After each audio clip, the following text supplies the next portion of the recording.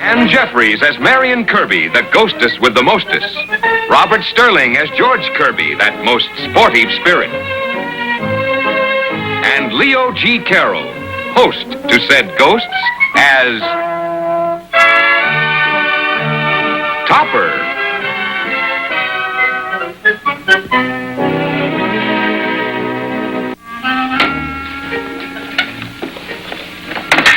Chow time!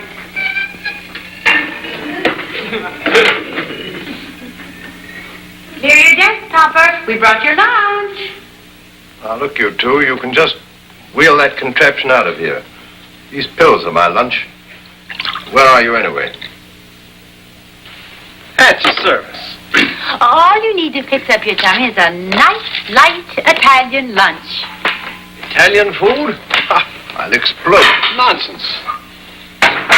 Here we are. Minestrone. Parmigiana Gorgonzola.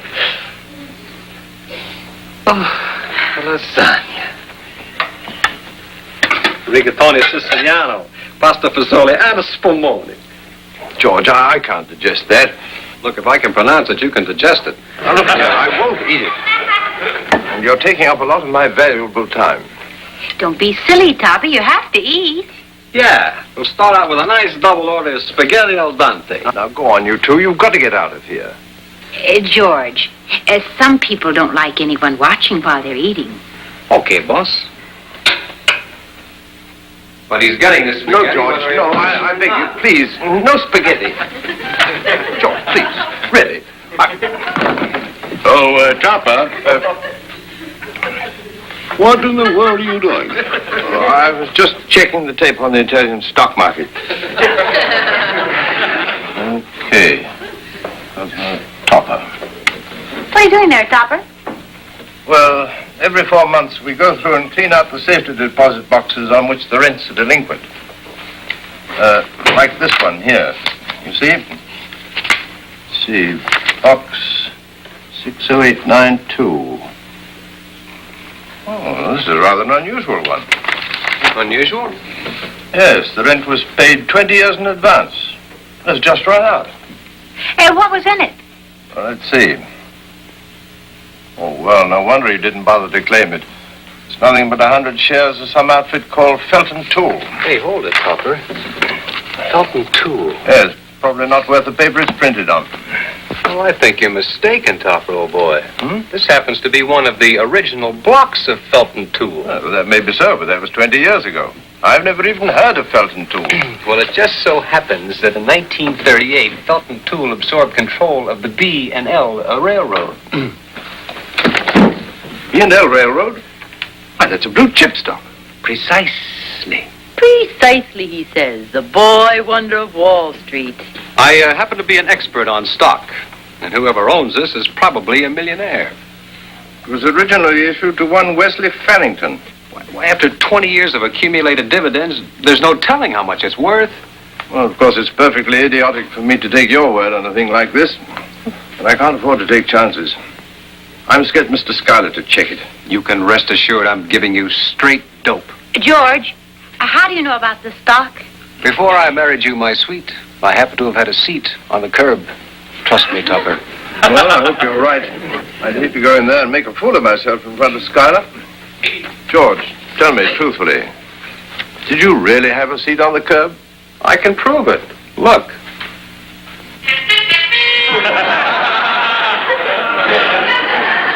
I don't believe it. I just don't believe it. But there it is in black and white, Mr. Meeker. Since you're the president and chairman of the board of the B&L, I contacted you immediately. But who owns this stock? Where is he? Why, his name is, Wesley Farrington. Yes, sir, but we don't know where he is. You mean he doesn't know what the stock is worth? We assume that he doesn't. Well, then it's very simple. We just take this stock and tear it up. No, really, Mr. Meeker, that would hardly be ethical. Who's thinking about ethics? Only the three of us would ever know. The five of us. Yes, the five of us. What do you mean, five? There's you and Mr. Schuyler and me and you This man's a mental case. There's only one solution to this whole mess, and I'm holding it right in my hands. I'll just tear it up into little pieces, and nobody'll ever be the wiser. Get it, George. No, don't. Papa, how did you do that? Oh, heredity. My uncle Ladislaus was a magnetic pole.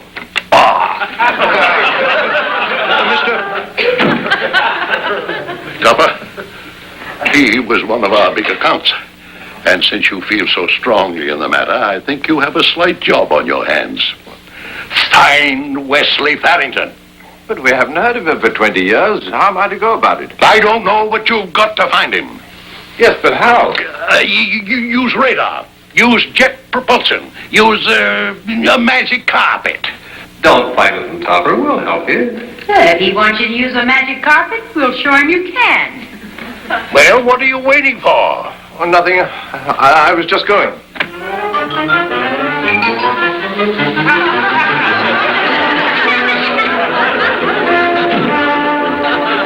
One of us is crazy.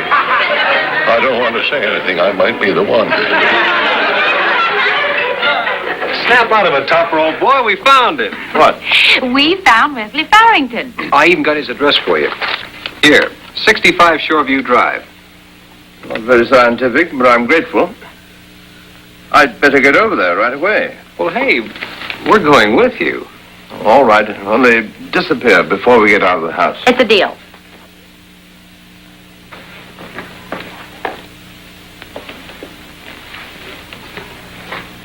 Boswell? Are you leaving? Yes, dear. I think we found Wesley Farrington. We're just going over there now. We? The three of us. You two go first.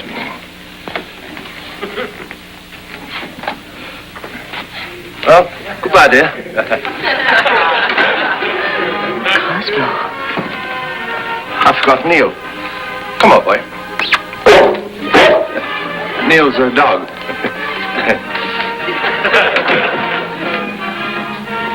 A dog.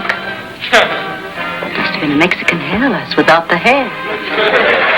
Even without the dog.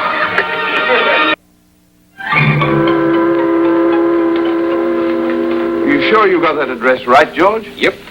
Well, we're clear down to the river, and there doesn't seem to be any 65 Shoreview Drive. Well, that's the address I heard. But, George, you can see there is no such address. Hey, wait a minute. I get it now. That must be the number of the slip where he keeps his yacht. Well, we're not getting anywhere standing here. You two disappear while I go and ask that tramp over there if he can help us. Okay, but I'll bet it's a yacht.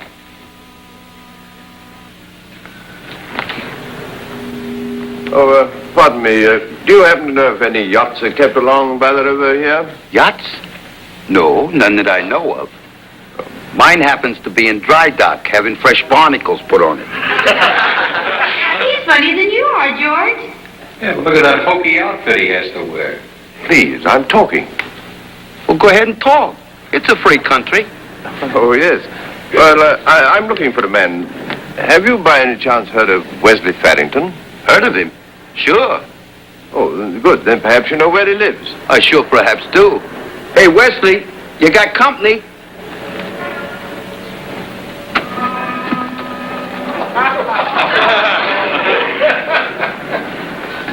Did you, call me, Shorty? Yeah, this guy wants to see you. There he is, Wesley Farrington. You're Wesley Farrington? I am, sir. Topper, he's a bum. A bum. May I say, sir, that your powers of observation greatly exceed your sense of tact? I'm very sorry, but you see, I was rather surprised. This is where you live? Periodically. You see, my friends and I have just returned by rail from a journey to the Middle West. Oh, did you by any chance ride on the B&L Railroad? Not on it, my dear sir. Under it. Now, if you'll excuse me, I must see how Shorty is progressing with the luncheon. Tell him, Topper. Give me time. Time, sir? That I can give you in great abundance. If time were onions, I would be living in a sea of tears. No, you don't understand. I came here to... Done to a king's taste, Shorty, my friend. But perhaps a pinch more of salt would bring out the bouquet. Yes, that should suffice, I believe. Hey, look, here comes Cupid. Good. Now we can serve lunch. Hey, fellas, look. We get bread with our lunch today. A little old lady give it to me. Yeah, I bet he broke her arm getting it, too. Hey, who is this guy? Oh, I don't believe you introduced yourself, sir. These are my good friends, Shorty and Cupid. How do you do? I'm Cosmo Topper. Here, dig in. Well, no, really. Oh, don't be that way, Topper. Sit down and eat. Hey, how come you put your stew on your head? Well, you see, I can't keep a thing on my stomach. You'd better eat, Topper. We can make you look awfully silly. Right, Joe. Right.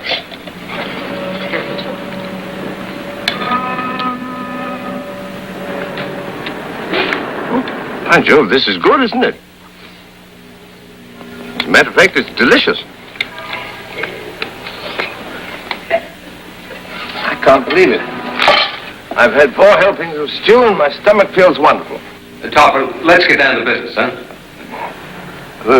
Mr. Farrington, do you recall 20 years ago buying 100 shares of Felton Tool? Felton Tool. Yes, I believe I do remember.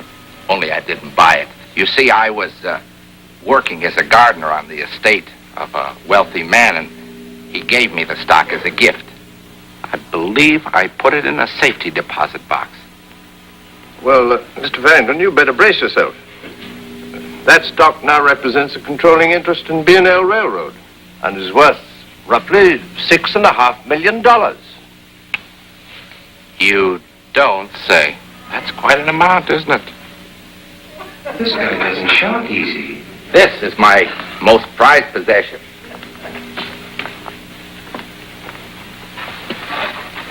I think he's a little touched. Mr. Farrington, I'm telling you that you're worth $6.5 million. Oh, it's not that I'm unappreciative, sir. It's just that I place contentment and peace of mind over monetary things. As the purse is emptied, the heart is filled. Victor Hugo said that. Victor Hugo? I think I fought him once up in Spokane. Ah, you dope. You never fought Victor Hugo. He was a middleweight. Are you trying to tell me that you don't want the money? Frankly, sir, I'm not so sure as I do. Maybe it wouldn't be a bad idea for us to have that money, Wesley. Yeah. We could wear underwear this winter and put fresh newspapers in our shoes every day. You could do a lot for your friends, Mr. Farrington. Yes, I never thought of it quite that way. All right. We'll hold a board meeting. Would you excuse us while we adjourn to my private quarters? Certainly. Boys?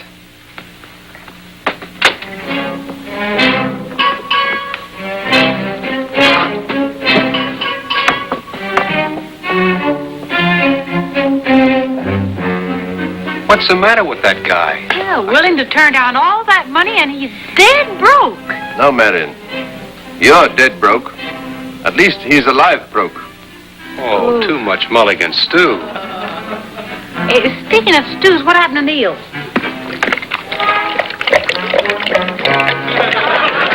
What's he doing? Oh, he's drinking canned heat. Well, when in Rome.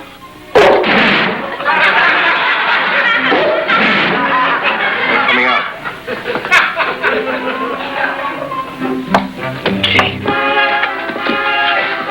Mr. Topper, the board has reached a decision. We outvoted him. Yeah, we're going to be rich. Oh, wonderful. Well, if you'll stop by my place tonight, we'll discuss things further. Well, thank you, sir.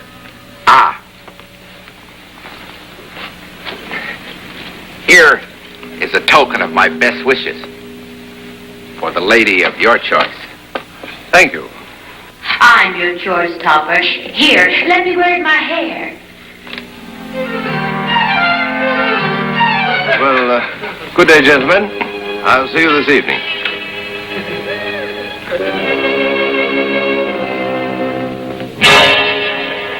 Hey, Bo, what time's the next ride will leave for Louisville? Hey, this guy looks like a live one. Let's hit him up for a handout. Well, really, you two. I've learned to expect almost everything, but why are you dressed as a couple of hobos? What do you mean, a couple of hobos? Can't you tell the difference? I'm a hebo. And I'm a shebo.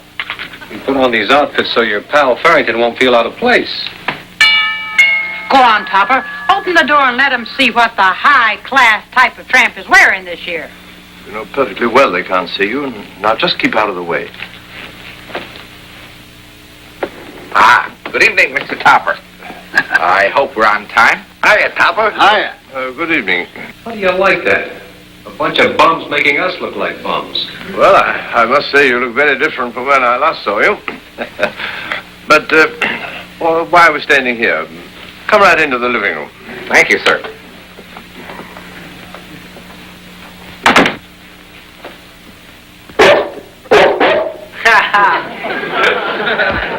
Skip it, Neil.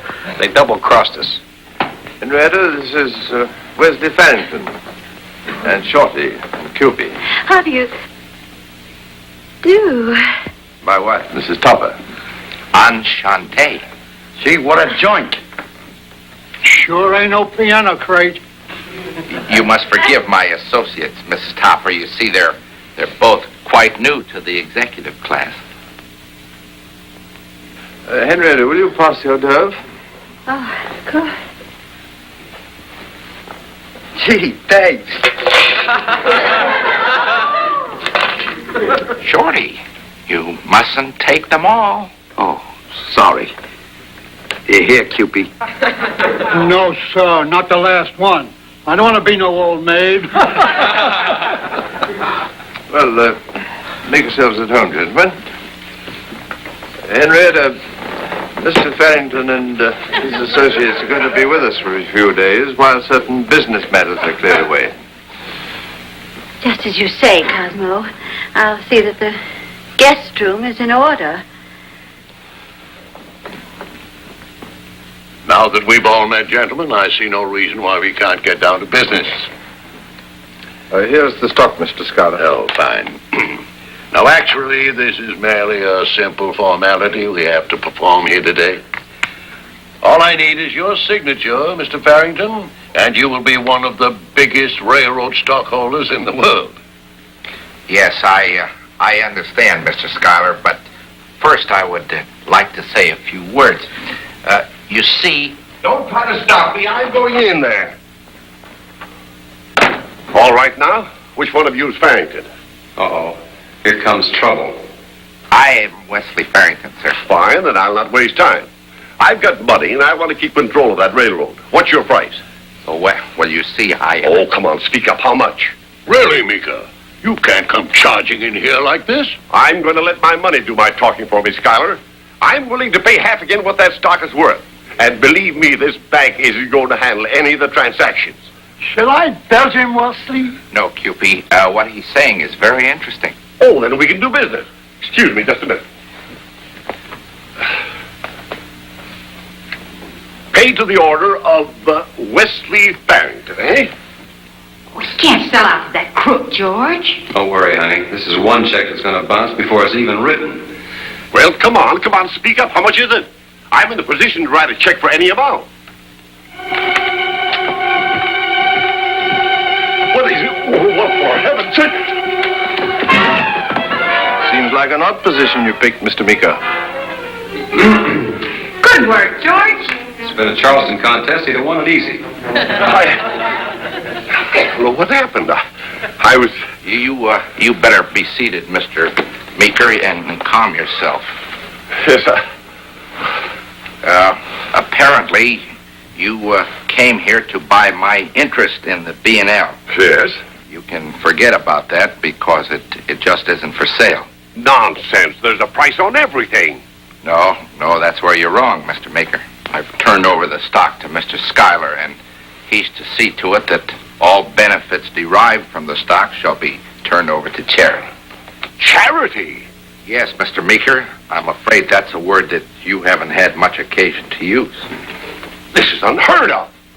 Only a man out of his mind would do such a thing. Shall we give him the right treatment, George? I think so, dear. He bores me. Schuyler, you plotted this whole thing. I'll get even, though. You'll see. I may be licked now, but I'll get even. Why? You'll see. Say, what is this? What's happening? I'll sue you. I'll sue you. I'll take you to the highest court. I'll fight you every inch. I've got to get that rug nailed down. You sure made a good speech, Wesley.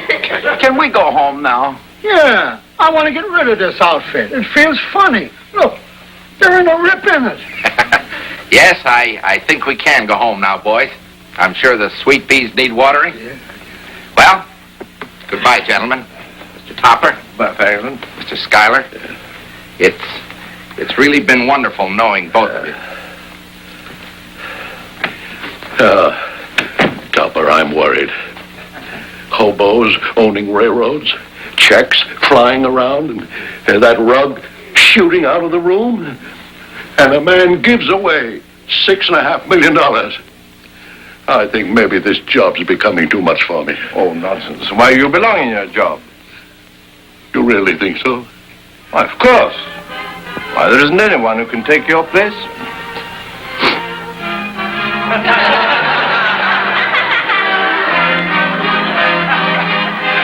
Yeah, thank you, Topper. You've made me feel much better.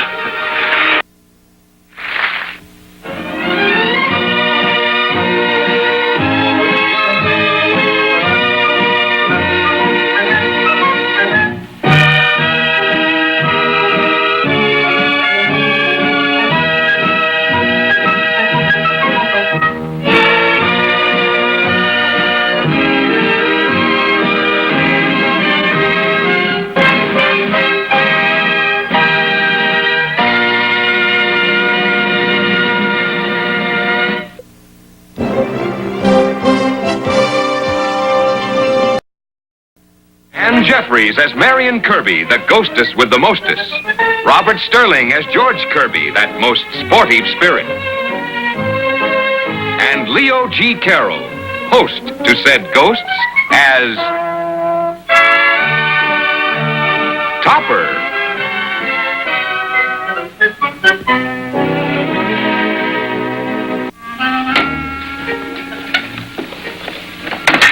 Chow time!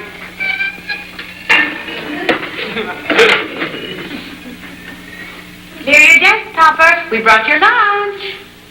Now, look, you two, you can just wheel that contraption out of here. These pills are my lunch. Where are you, anyway?